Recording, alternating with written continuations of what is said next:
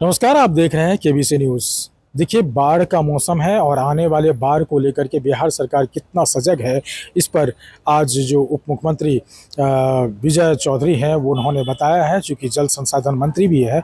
और साथ ही साथ बिहार में जो शराब की क्या स्थिति है और शराब जो इतनी पकड़ा रहे हैं, जो विपक्ष लगातार सवाल कर रही है, उस पर भी उन्होंने अपनी टिप्पणी दी है। सुनिए क्या कुछ कह रहे हैं मंत्री विजय कुमार चौधरी। की आवास का मामला भवन निर्माण देखता है और वो इस प्रदेश की स्वयं मुख्यमंत्री रही। इसलिए सरकार के हर मंत्री या हर पदासीन व्यक्ति को सरकार के जो नियम कानून है उसके हिसाब से चलना चाहिए। और हम समझते हैं कि अगर उन्होंने कुछ लिखा है उसमें जो फैक्ट होगा, तथ्य होगा, उसके आधार पर सरकार जरूर फैसला लेगी। सर, डिप्टी सीएम बनने के बाद आवास आवंटित होता है, तब डिप्टी सीएम का आवास सर सीधा देखिए, ये आवास उनको मंत्री के रूप में दिया गया है। और सबसे पहली बात कि कोई आवास कर्मांकित नहीं होता है, मतलब ईयर मार्क नहीं है। जैसे हम डिप्टी सीएम हैं, हम उसी आवास में रह रहे हैं जिसमें जब सिर्फ मंत्री थे तब आप लोग इससे बताइए। हमने देखा है कि पिछले वर्षों में उसमें ज्यादातर मंत्री ही रहे हैं। सवाल कोई उठाते हैं तो आप तो उनसे क्यों नहीं पूछते हैं कि किस आधार पर ये सवाल उठा रहे हैं। आज अगर हम डिप्टी सीएम के रूप में जिस आवास में हैं, मेरे बाद वो डिप्टी सीएम का आवास हो जाएगा। कोई आदमी सवाल उठाते हैं तो आप भी सीधे सवाल ग्रहण मत करिए, जरा अपने भी सोचिए कि आज हम डिप्टी सीएम, हम आवास में रह रहे हैं 5 नंबर सर्कुलर रोड। अब आज के बाद से अगर वो जो दूसरे आएंगे तो उनको कहा जाएगा जी ये क्यों आ गए, ये डिप्टी सीएम का आवास है। हो गया ना। ये इस प्रकरण के संबंध में जिनको जो पूछना है एक एक करके सब आदमी एक साथ हो गया। जो सड़क बन रही है पटना पूर्णिया एक्सप्रेसवे, उस पर एक स्थानीय अंग्रेजी दैनिक में कल एक समाचार छपा था कि उसमें उसके मार्ग को परिवर्तित कर दिया गया है।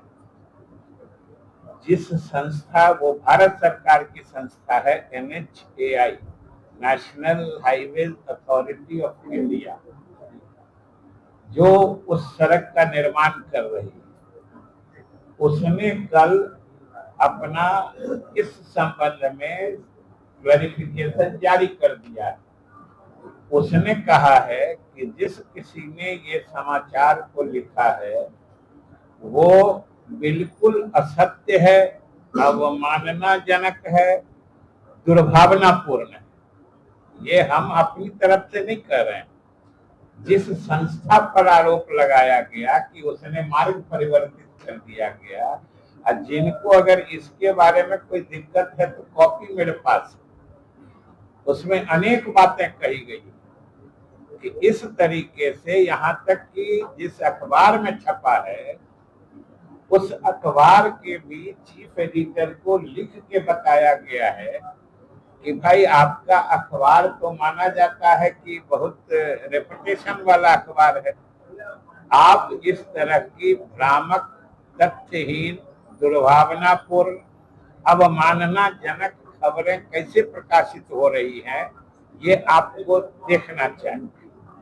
वो मामला भी तो अब पीछे चला गया, वो मामला तो कब का खत्म हो गया। और नीट का मामला बिहार का मामला है,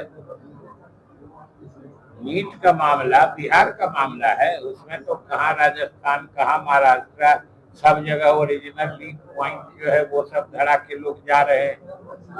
और जो लोग भी इसमें दोषी पाए जा रहे हैं सबके खिलाफ कार्रवाई हो रही है। भारत सरकार ने ही इस मामले को गंभीरता से लिया है और सुप्रीम कोर्ट में भारत सरकार ने कहा है कि प्रधानमंत्री ने स्वयं निर्देश दिया है कि नीट पेपर लीक के मामले में जो भी दोषी पाए जाते हैं उनके खिलाफ तो कार्रवाई की जाए और साथ ही जांच इतनी गहराई से हो कि असली दोषी को भी कानून के हवाले किया जाए।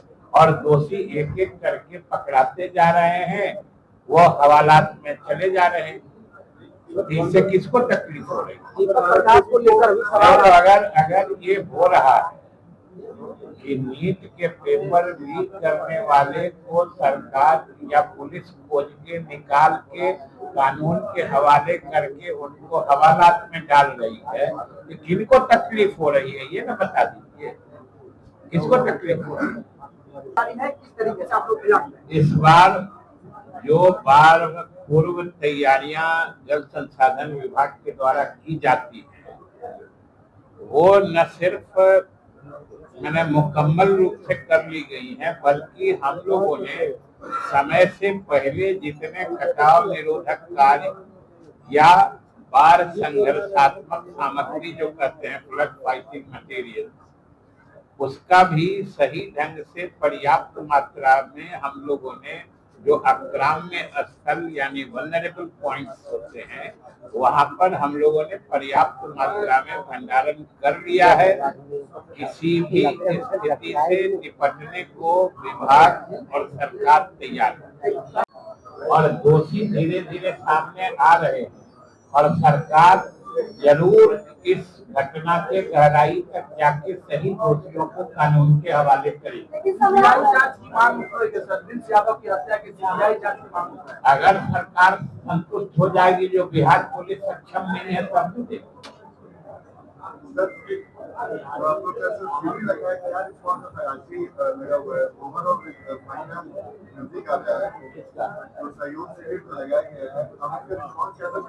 देखिए सहयोग शिविर तो इतना सफल आयोजन रहा है कि वो पहले पंचायतों में सहयोग शिविर लग रहा था और आप जान रहे हैं कि कल से एक नए कलेवर में नए रूप में फिर से सहयोग सब जन कल्याण शिविर प्रखंडों में आयोजित किया जा रहा है, कल से किया जाए और ये इतना लोकप्रिय हो रहा है और स्थल पर ही जनता के इतनी समस्याओं का समाधान हो जा रहा है कि लोग न सिर्फ प्रसन्न है बल्कि इस तरह के कार्यक्रम की सराहना करते हैं। तो आपने सुना विजय चौधरी ने किन किन बातों पर कहा और उन्होंने साफ कहा है कि अपराधियों पर भी बात की है कि जो भी शराब माफिया हो या जो भी हो, जो अपराध करेंगे वो फंसेंगे। साथ ही साथ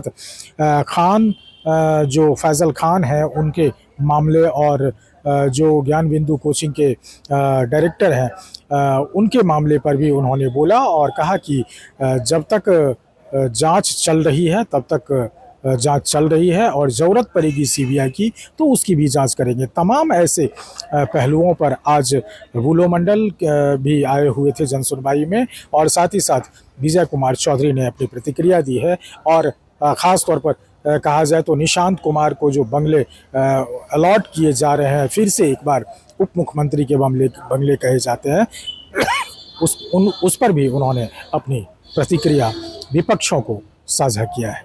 अमलेश आनंद, केबीसी न्यूज़, पटना।